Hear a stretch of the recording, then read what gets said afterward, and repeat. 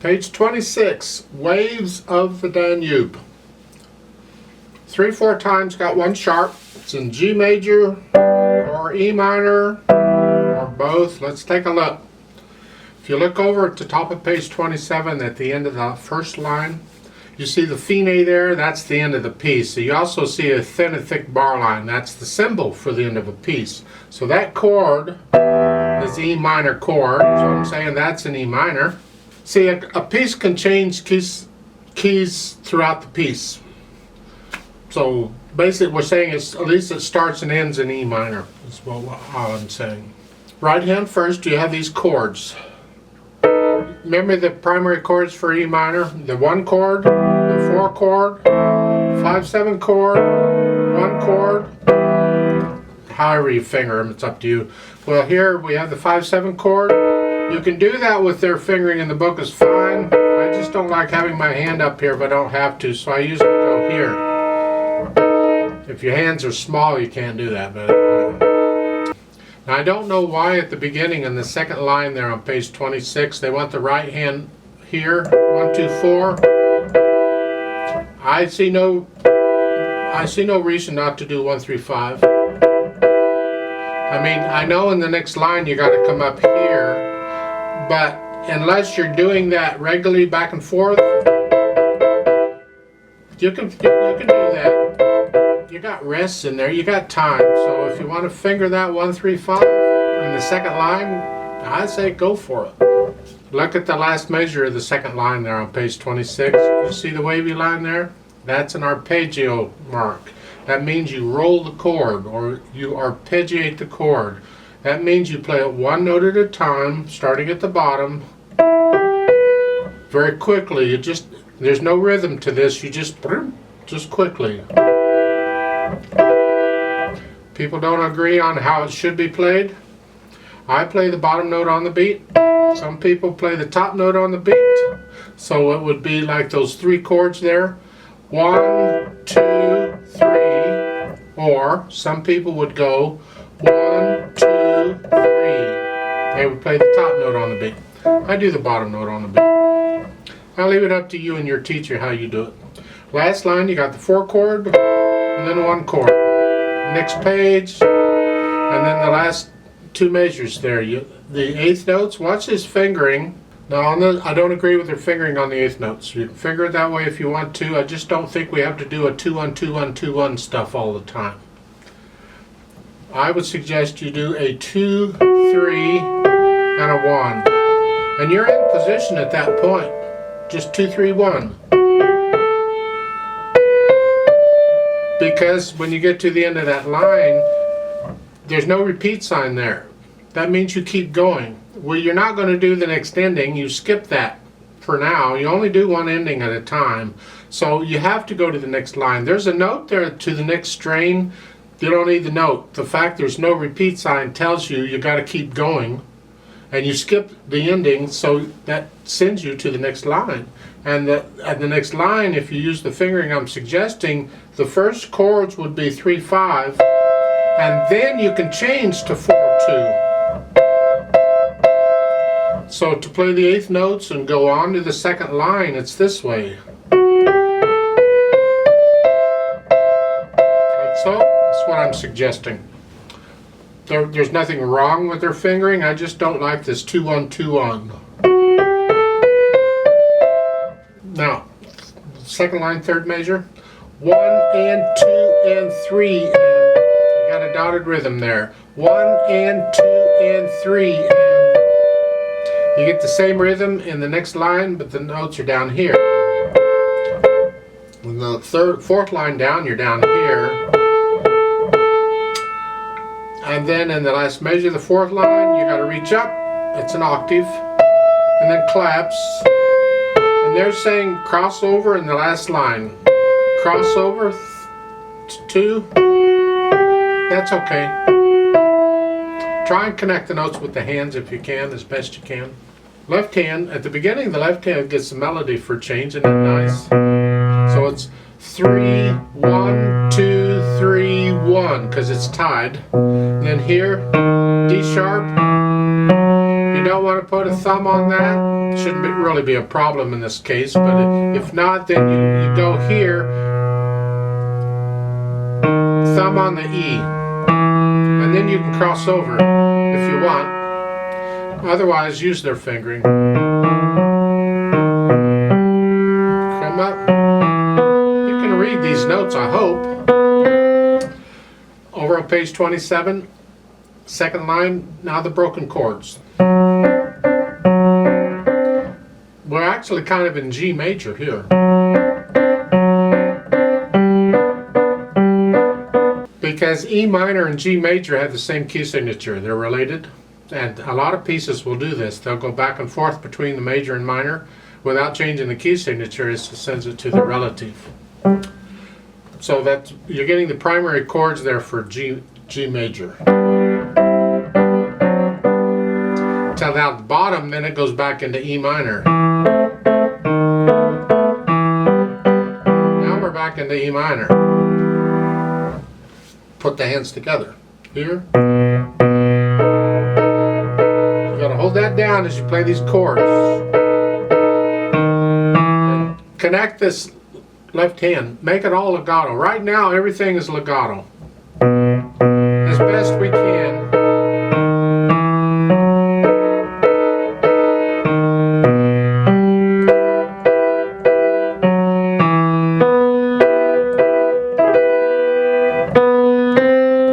Idea. Top of page 27, you're here.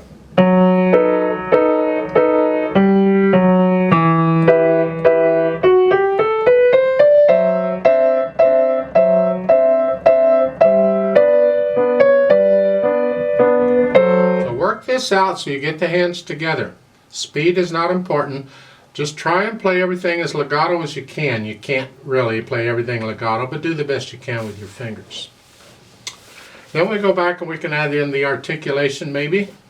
Well, it's most of us legato until you get up to the top of page 27 on those eighth notes. Those are staccatos. Short staccatos. You can use your wrist. I prefer finger. I'm just plucking them. And then back to the legato. We go back and add the dynamics.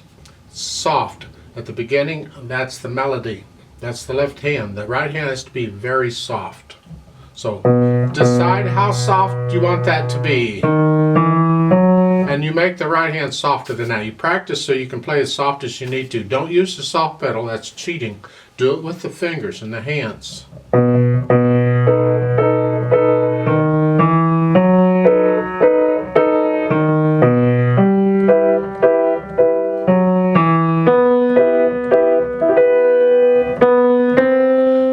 The whole thing here is sort of soft.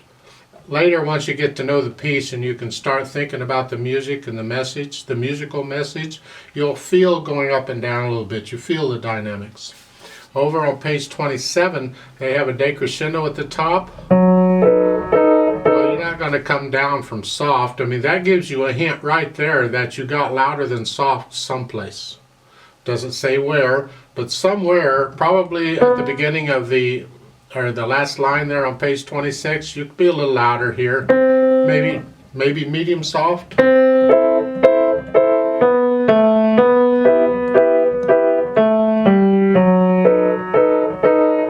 Now you're coming down, back down soft.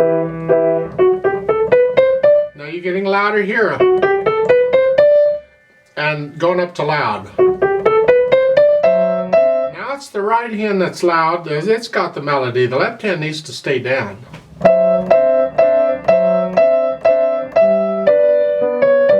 And if you can, bring out the top note in the right hand. Can you play one note louder than another at the same time? I just put a little more weight on that note is all.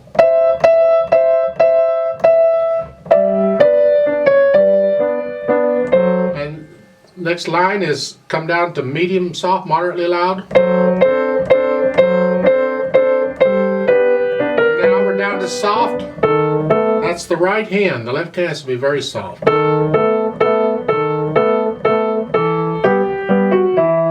you're getting a little louder. Go up to about a medium soft.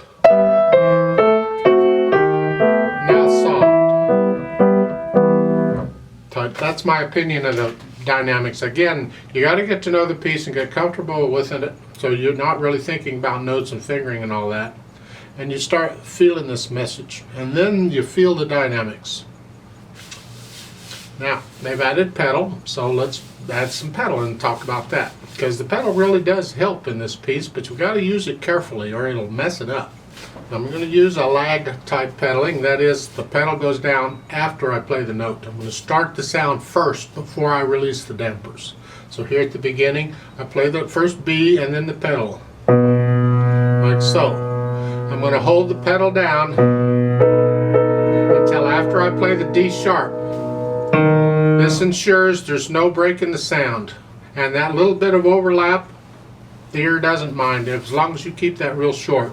So the pedal goes down after the note and comes up after the note.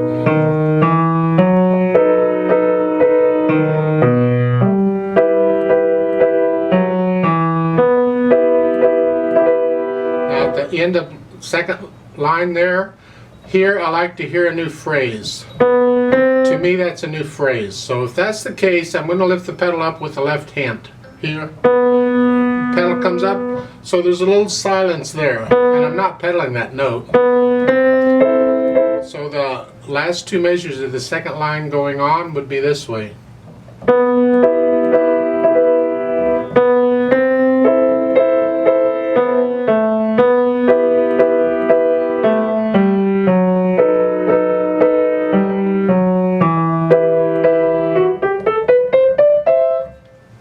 Get the idea? At top of page 27, going into the eighth notes, I'm lifting it right after I play that first eighth. I want that eighth note to be staccato, so really as I'm playing it, I lift it up, so it's here.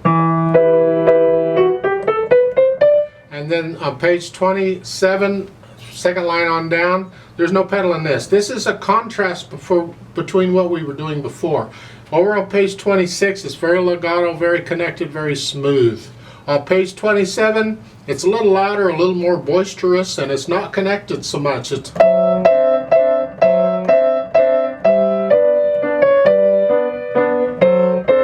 there's contrast between the two pages. Now what you can do, and I'm not showing you, is a lot of times in 3/4 time we use kind of a waltz type pedaling. We'll pedal the first beat, maybe the first two beats, depends on the piece. It reinforces the natural accent. So the pedal goes down with the notes and comes up on beat 2.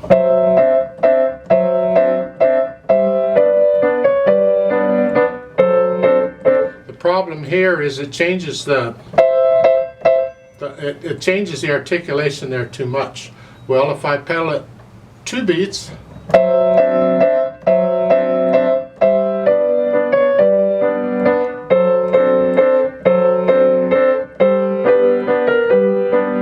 it's a little more tolerable. You might try that. Play it the way it's written first, and then once you get to know it, you can experiment on this. Really, it's what sound do you like? You're the judge. So I kind of like the idea of pedaling the first 2 beats and and I do that throughout the whole page, all the way down.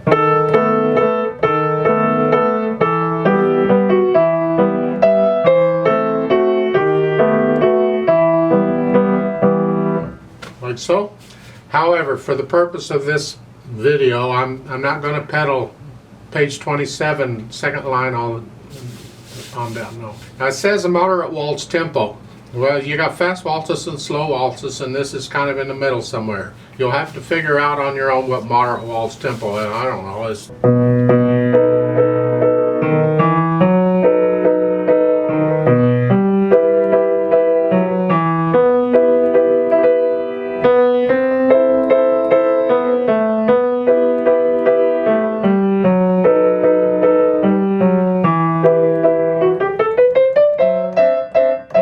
Depends on how fast you can play the eighth notes. You take the hardest part of the piece, and however fast you can handle that, don't take any of the rest of it any faster than that. It's my opinion. You want it slower, play it slower. I wouldn't play it much faster than that though. Now I would like to play it with you just to check the notes and the rhythms. I'm not going to do the dynamics and any of that. We're going to go really super slow. The roadmap for this is you'll play both pages except for the second ending. And you do the DC Fine at the bottom of page 27. That sends you back to the beginning, and that's over on page 26, the beginning. And Fine is the second ending at the top of page 27. So you go back over there and do the second ending. That fermata at the end, and that's arpeggiated. Now I'm going to play the E and the G at the same time. And I'm going to hold that 2 extra counts because of the fermata. I'll hold it 4 counts. Some people will play that with the E's together. Here. I don't. Here. If the notes were closer together, so it sounded like a chord, I'd play all 4 of those chords arpeggiated, like here, or here. But when they're far apart like that, no, I don't. It's here. Now just to be clear at the end, the pedaling, when you're doing the second ending, the pedal is already down. From the measure before the first ending, you're here. The pedal is already down, and you leave the pedal down all the way to the end, here. So don't change the pedal or anything there, and then at the end you lift the pedal and the hands together. I'll give us 2 counts because we come in on beat 3. Let's try this out. Ready, go.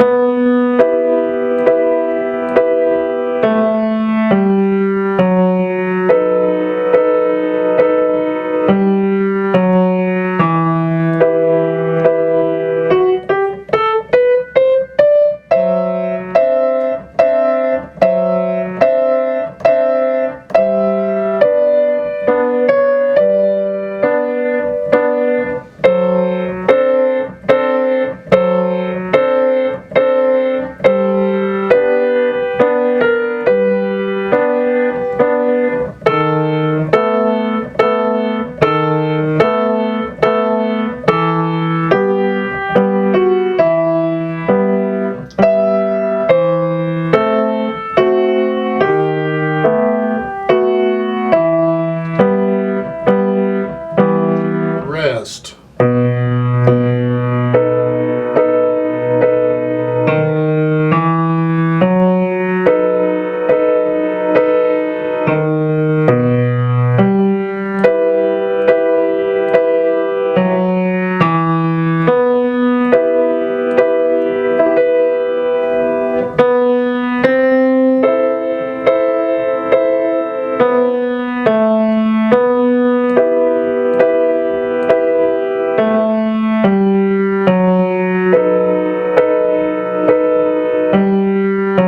Second ending.